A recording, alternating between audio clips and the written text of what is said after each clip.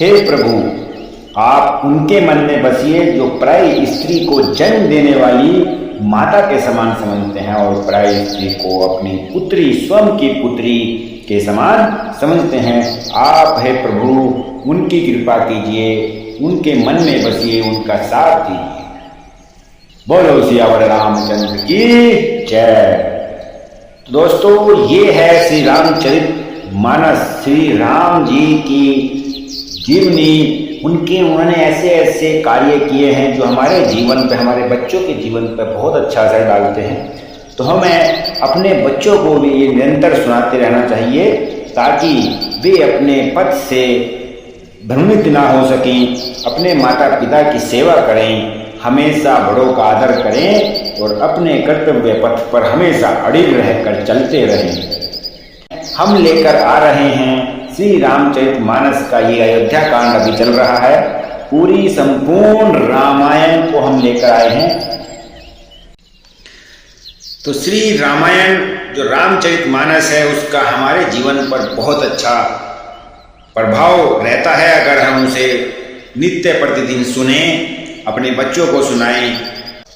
तो आज हम अयोध्या कांड के 19वें भाग में आगे चलते हैं। जब श्री रामचंद्र जी, माता सीता जी और लक्ष्मण जी वन को जाते हैं तो जो रास्ते में जो जनता है, जो प्रजा है, जो गांव वाले हैं, वो सब उनको देख देख कर अपने आप मन में सोचते रहते हैं और कहते हैं कि हे प्रभु, श्री रामचंद्र जी के चरणों में हमारी प्रीति हमेशा बनी रहे और हमारे मन में, हम सबके मन में सीता जी और रघुकुल की आनंदित करने वाली छवि हमेशा विराजमान रहे और हम पर इनकी कृपा हमेशा बनी रहे। जिनको न तो काम, क्रोध, मद, अभिमान और मोह है और न क्षोभ है, न राग है, न द्वेष है और न कपट, दम और माया ही है। हे रघुराज, आप उनके हृदय में हमेशा निवास करना। जो निष्पक्ष हैं, जो सच्चे हैं, आप उनको हमेशा अपनी कृपा दृष्टि से कृतार्थ करना। ये सब कहते हुए गांव वाले प्रसन्न होते हैं और दुखी होते हैं और कहते कहते चले जाते हैं और चलते रहते हैं। और श्री रामचंद्र जी भी सीता माता सहित, भाई लक्ष्मण सहित वन की तरफ चलते रहते हैं, चलते रहते हैं। जो हमेशा प्रभु की भक्ति करते रहते हैं, जो हमेशा उनका नाम जपते रहते हैं, जिनके स्वामी, सखा, पिता, माता और गुरु सब कुछ आप ही हैं, जो आपको ही सब कुछ समझते हैं, उनके मन रूपी मंदिर में सीता सहित आप दोनों भाई हमेशा निवास करना, हमेशा विराजमान रहना और अपनी कृपा दृष्टि से उनको कृतार्थ करते रहना। जो अवगुणों को छोड़कर सबके गुणों को ग्रहण करते हैं, उनकी भी आप हमेशा दुखों को दूर करना, उनके दुखों को दूर करना। नीति निपुणता में जिनकी जगत में मर्यादा है, उनका सुंदर मन आपका घर है। जो गुणों को आपका और दोषों को अपना समझते हैं, जो गुणों को आपका और दोषों को अपना समझते हैं, जिसे सब प्रकार से आप पर भरोसा है और राम भक्त जिसे प्यारे लगते हैं, उनके हृदय में भी आप सीता सहित निवास कीजिएगा। जाति पाति, धन, धर्म, बड़ाई, प्यार, परिवार और सुख देने वाला घर सबको छोड़कर जो केवल आपको ही हृदय में धारण किए रहते हैं, हे रघुनाथ जी, आप उनके हृदय में हमेशा रहना। स्वर्ग, नरक और मोक्ष जिनकी दृष्टि में समान है, क्योंकि वहां जहां तहां केवल धनुष बाण धारण किए आपको ही देखते हैं और जो कर्म से, वचन से और मन से आपका दास है, हे राम जी, आप उनके हृदय में हमेशा डेरा जमाए बैठे रहे। जाही न चाहिए कबहू कछु, तुम सन सहज सनेहू, बसहु निरंतर तासु मन, सोराउर निज गेहू। जिसको कभी कुछ भी नहीं चाहिए, जिसका आपसे स्वाभाविक प्रेम है, आप उनके मन में निरंतर निवास करना और अपनी कृपा दृष्टि से उनको हमेशा कृतार्थ करते रहना। आपका अपना घर समझकर वहीं पर हमेशा विराजमान रहे, उनकी सहायता करना। ऐसा कहते कहते वन की तरफ चलते रहते हैं और वे चित्रकूट के समीप पहुंच जाते हैं। फिर मुनि श्रेष्ठ वाल्मीकि जी ने श्री रामचंद्र जी को घर दिखाए। उनके प्रेम पूर्ण वचन श्री राम जी के मन को बहुत अच्छे लगे। फिर मुनि ने कहा, हे सूर्य कुल के स्वामी सुनिए, अब मैं इस समय के लिए सुखदायक आश्रम कहता हूँ, बात कहता हूँ, आपको निवास स्थान बतलाता हूँ। आप चित्रकूट गिरी करहूँ निवासु, तह तुम्हार सब भांति सुपासु, सेलु सुहावन कानन चारु, करी केहरी मृग बिहग बिहार। आगे वाल्मीकि जी कहते हैं कि हे प्रभु, आप चित्रकूट पर्वत पर ही निवास करना, वहां आपके लिए सब प्रकार की सुविधाएं हैं। सुहावना पर्वत है और सुंदर वन है, वह हाथी सिंह हिरण और पक्षियों का विहार स्थल है, इसलिए आप वहीं पर निवास करना। वहीं पर पवित्र नदी है जिसकी प्राणों ने भी प्रशंसा की है और जिसको अत्रि ऋषि की पत्नी अनसुईया जी अपने तपोबल से लाई थी, वह गंगा जी की धारा है। उसका मंदाकिनी नाम है। वह सब पाप रूपी बालकों को खा डालने के लिए डंकिनी यानी डायन रूप है। इसलिए आप चित्रकूट में आप वहां पर निवास करना। अब एक दोहा और आया है दोस्तों, चित्रकूट महिमा अमित, कही महामुनि गाई, आई नहाए सरित बरसिए, समेत दो भाई।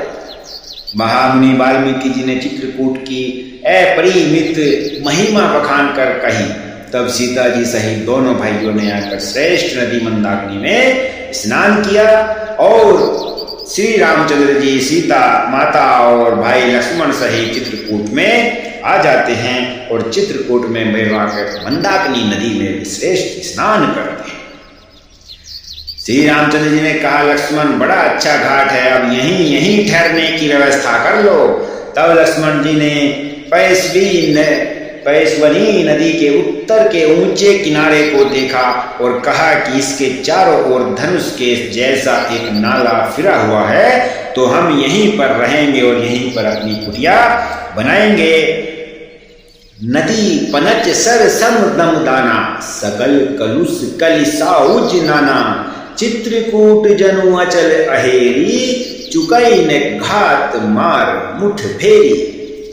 तो क्या कहते हैं, नदी मंदाकिनी उस धनुष की प्रतिज्ञा डोरी है और सम दम दान बाण है। कलयुग के समस्त पाप उसके अनेकों हिंसक पशु रूप निशाने पर है। चित्रकूट ही मानव अचल शिकारी है, जिसका निशाना कभी चूकता नहीं और जो सामने से कभी मरता नहीं। ऐसा सोचकर दोनों भाई माता सीता सहित वहीं पर रहने का निश्चय करते हैं और वहीं पर अपनी कुटिया बनाने लगते हैं। तो फिर लखन जानकी सहित प्रभु राज रचित निकेत, सो मदनु मुनि वेश जनु रति ऋतु राज समेत। अर्थात लक्ष्मण जी और जानकी जी सहित प्रभु श्री रामचंद्र जी सुंदर घास पत्तों के घर में शोभायमान है, मानो कामदेव मुनि का वेश धारण करके पत्नी रति और बसंत ऋतु के साथ सुशोभित हो रहे हैं। उस समय देवता नाग किन्नर और दिक्पाल चित्रकूट में आए हैं और श्री रामचंद्र जी ने सब किसी को प्रणाम किया। देवता नेत्रों का लाभ पाकर आनंदित हो रहे हैं। प्रभु श्री रामचंद्र जी की महिमा सब जानते हैं, इसलिए सभी देवता वहां पर आकर उनको देख रहे हैं, निहार रहे हैं और अपने आंखों को सुख शांति दे रहे हैं। फूलों की वर्षा करके सभी देवों ने, हे नाथ, आज आपका दर्शन पाकर हम सनात हो गए। फिर विनती करके उन्होंने अपने दूसरे दुख सुनाए और दुखों का नाश का आश्वासन पाकर हर्षित होकर अपने अपने स्थानों को चले गए। क्योंकि देवता तो और भी ज्यादा खुश होने थे। देवताओं ने तो ये सारा चक्रव्यूह ये रचा था, माता सरस्वती को भेजा था कि आप श्री रामचंद्र जी को वनवास दिलवाइए, नहीं तो जिस काम के लिए पृथ्वी पर आए हैं वो काम कैसे होगा। इसलिए रावण को मारने के लिए श्री रामचंद्र जी का वनवास जाना बहुत अत्यंत आवश्यक है। सभी वानर रूप में जितने भी देवता सब ने जन्म लिया था, सभी इनका इंतजार कर रहे हैं, इसलिए माता सरस्वती को वहां पर भेजा था। चित्रकूट रघुनंदन छाए, समाचार सुनी सुनी मुनि आए। आवत देखी मुदित मुनि वृंदा, कीन्ह दंडवत रघुकुल चंदा। श्री रघुनाथ जी चित्रकूट में आ बसे हैं। यह समाचार सुनकर जब यह समाचार सब मुनियों ने सुना तो बहुत ही प्रसन्न हुए और रघुकुल के चंद्रमा श्री रामचंद्र जी से मिलने के लिए मुदित होकर मोहित होकर मन मुंडली को आते देख कर दंडवत प्रणाम करने लगे और प्रभु के गुण गाने लगे। मुनि रघुराई लाई उरले, सुफल होने हित आशीष दे। सिए सौमित्री राम छवि देखहि, साधन सकल सफल करि लेखहि। बहुत सुंदर चौपाई है। कहते हैं मुनि गण श्री रामचंद्र जी को हृदय से लगा लेते हैं और सफल होने के लिए आशीर्वाद देते हैं। वे सीता जी, लक्ष्मण जी और श्री रामचंद्र जी की छवि देखते हैं और देखते ही रहते हैं और देखते ही रहते हैं। ऐसी सुंदर अनुपम जोड़ी श्री राम जी और सीता जी की और भाई लक्ष्मण जी की देखकर सभी मुनि आनंदित हो जाते हैं। यही दोस्तों, यही आचरण, यही बातें हमें अपने बच्चों को भी सुनानी है ताकि उन पर भी अच्छा प्रभाव पड़े। टीवियों से दूर रखना है, क्योंकि आज के समय में टीवियों ने अपने बच्चों को धर्म से दूर कर दिया है। तो धर्म के पास रखना ही हमारा सबसे पहला प्रथम कर्तव्य है। तो आप सभी को यही बातें समझाते रहें कि श्री रामचंद्र जी ने ऐसे चरित्र किए थे, ऐसे चरित्र किए थे और उनकी ऐसी ऐसी सेवाएं, ऐसे ऐसे काम सामने आए हैं। तो सभी इस तरीके से अगर करेंगे तो हमारे बच्चों पर भी सद्गुणों का आचरण आएगा और वो हमेशा सद्गुणों से युक्त रहेंगे और कभी भी अपने पथ से भ्रष्ट नहीं होंगे। पथिक से, अपने पथ से पथिक कभी भी अलग नहीं होगा। तो इस भाग में दोस्तों इतना ही। अगले भाग में फिर लेकर आएंगे एक बहुत अच्छी, सुंदर, बहुत गहरी और सनातनी वेदों से रचित बहुत पुरानी राम कथा, श्री राम कथा फिर से लेकर आएंगे। तब तक के लिए बोलो सियावर रामचंद्र की जय।